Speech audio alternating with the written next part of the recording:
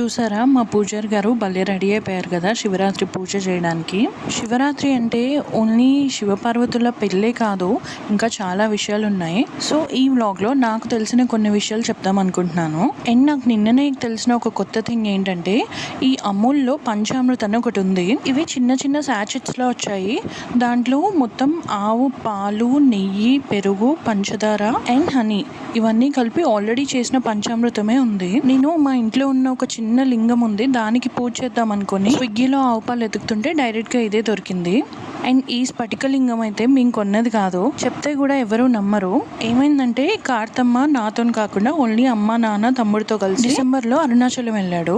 ఇంకా అమ్మ వాళ్ళు గిరి ప్రదక్షిణ చేసినప్పుడు అంతసేపు వీడి స్ట్రాలర్లోనే కూర్చొని ఉన్నాడు. శివయ్య ఇంప్రెస్ అయిపోయాడో ఏమో గానీ ఎవరో ఒక ర్యాండమ్ పర్సన్ కార్తమ్మ దగ్గరకు వచ్చి బ్లెస్ చేసి ఈ స్ఫటికలింగం ఇచ్చారంట చేతికి. అయితే కార్తమ్మ పాకెట్ మనీ పెట్టుకునే ఒక చిన్న పర్స్ ఉంటది, అప్పటి నుంచి అందులోనే ఉండిపోయింది అది. చాలా మంది అంటారు ఇంట్లో లింగం ఉంటే దానికి ఖచ్చితంగా రోజు అభిషేకం చేయాలి అది ఇది అంటారు కదా. నేను డైలీ పూజ చేయను కాబట్టి ఎందుకు అలా పెట్టి అని ఆ భయంతో నేను ఇన్నాళ్ళు వాడలేదు దాన్ని. కాకపోతే శివలింగం ఇంట్లో పెట్టుకుంటే ఏం ప్రాబ్లం లేదు, గుడిలో పెట్టుకోవచ్చు అనేసి అన్నారని ఇంకా శివరాత్రి రోజు దీనికి అభిషేకం చేద్దామని తీసాను బయటికి. నాకు ఎలా అనిపించిందంటే ఇన్నాళ్ళు నేను శివుణ్ణి అంటే లింగాన్ని అవాయిడ్ చేసినా దానికి అదే మా ఇంట్లోకి వచ్చింది అన్న ఫీలింగ్ వచ్చింది.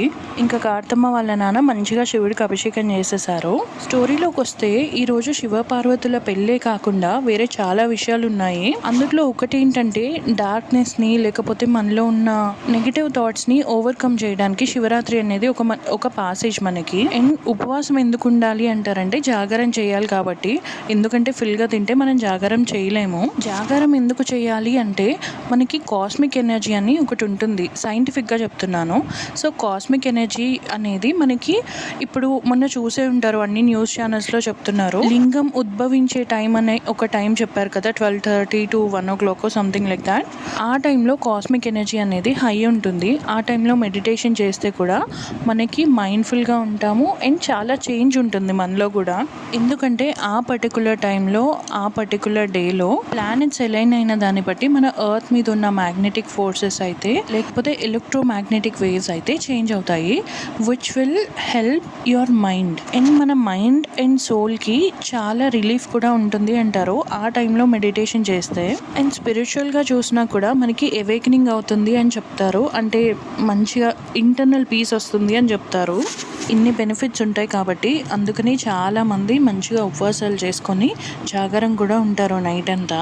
కాకపోతే నార్మల్గా చాలా వరకు తెలిసి తెలియక జస్ట్ మేల్కొని ఉంటే చాలు అని సినిమాలో అవో ఇవో చూస్తూ ఉంటారు. కానీ నేను చాగంటి గారు చెప్పింది ఒక ప్రవచనంలో విన్నాను, శివరాత్రికి అయితే కుదిరితే శివనామస్మరణ చేసుకోవాలి. లేదు మన మైండ్ డైవర్ట్ అవ్వకుండా ఉండాలి అంటే గుళ్ళకి తిరుగుతూ ఉండాలి. నైట్ ఎంత గుళ్ళన్నీ ఓపెన్ ఉంటాయి కదా, అది కూడా ఆప్షన్ లేదన్నప్పుడు టీవీలోనే ప్రవచనాలు అవో ఇవో వినాలి, లేకపోతే దేవుడికి సంబంధించినవి చూడాలి. ఇప్పుడు మన మైండ్ అనేది ఒక విషయం మీదే ధ్యాస ఉంటుంది కాబట్టి మనకి ఆ ఎనర్జీ అనేది ఎక్కువ అందుతుంది అని అంటారు. నేనైతే నైట్ మొత్తం జాగారం ఉన్నాను కానీ 4 o'clockకి నిద్ర పట్టేసింది.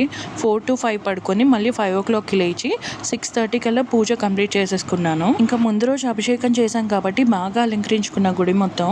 అయితే నెక్స్ట్ డే మార్నింగ్ ఇంకా అంతా క్లీన్ చేసేసాను అనమాట. ఫస్ట్ మొత్తం నీట్గా క్లీన్ చేసుకొని అంతా సెట్ చేసుకున్న తర్వాత పూజ చేసేసుకొని అప్పుడు టీ పెట్టుకున్నాను.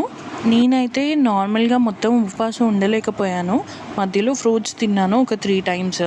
సో మరీ ఉండలేని వాళ్ళు ఆకలిని చంపుకునే కంటే ఎంతో కొంత కొంచెం తిని కుక్డ్ ఫుడ్ కాకపోయినా అట్లీస్ట్ ఫ్రూట్స్ లాంటివి తిని ఉండొచ్చు అని అన్నారు. చూసారా మా శివలింగం భలే క్యూట్గా ఉంది కదా, నాకైతే ఎంత హ్యాపీగా ఉంటుందంటే దాన్ని చూసినప్పుడల్లా దేవుడు బ్లెస్సింగ్స్ అంటే ఇలానే ఇస్తాడేమో, డైరెక్ట్గా వచ్చి ఇంకా కనిపించాడు కదా మనకి అనిపించింది నాకు. అన్నిటికంటే ఆశ్చర్యకరమైన విషయం ఏంటంటే కార్తమ్మకి చిన్నప్పటి నుంచి శివుడు అంటే బాగా ఇష్టం తెలుసా. అంటే ఇష్టం అంటే ఏదో మామూలు ఇష్టం కాదు, బొట్టు కూడా ఓం నమ శివాయ అని పెడితేనే పెట్టుకుంటాడు బొట్టుని. మనం గోవిందా గోవిందా అంటే అస్సలు పెట్టుకోడు. అండ్ శివుడి గుళ్ళకి తిప్పితే ఎంతసేపు అయినా మాట్లాడుకుని ఉంటాడు, ఇట్లా అభిషేకాలు వాటిల్లో గంటలు గంటలైనా కూర్చుంటాడు. కానీ వేరే ఏ గుడికి తీసుకెళ్ళినా అంత కోఆపరేట్ చేయడు, జనరల్గా కొంచెం ఫజీ అయిపోతాడు, వెంటనే చిరాకు పడుతుంటాడు. ఏదో దేవుడి అంశతో పుట్టారు అని అంటారు కదా, అట్లా అనిపిస్తుంది నాకు కార్తమ్మకి శివుడికి ఉన్న రిలేషన్ చూస్తే. వస్తాయి. నేను ఎప్పుడూ చెప్పేదే మళ్ళీ చెప్తున్నాను, పక్కన వాళ్ళు ఏం చేస్తున్నారు, వాళ్ళ లైఫ్ ఎలా ఉంది, వీళ్ళ లైఫ్ ఎలా ఉంది, అది ఇది అని అనుకునే కంటే మన లైఫ్ని మనం బాగా కాన్సన్ట్రేట్ చేస్తే దేవుడు కూడా మంచిగా హెల్ప్ చేస్తాడు మనకి. కార్తమ్మకి సెరిబ్రల్ పాలసీ ఉన్నా కానీ నేను ఏ రోజు దేవుడి దగ్గరికి వెళ్ళి నువ్వు ఎందుకు ఇలా చేసావు, లేకపోతే మా అబ్బాయికి నయం చేయి అలా మొక్కోను. నేను ఏ దేవుడినైనా ఒకటే అడుగుతాను, వాడిని పెంచడానికి నాకు శక్తి ఇవ్వు అని. సో అదనమాట ఈ వ్లాగ్. సరే మరి ఉంటాయి అయితే, బాయ్.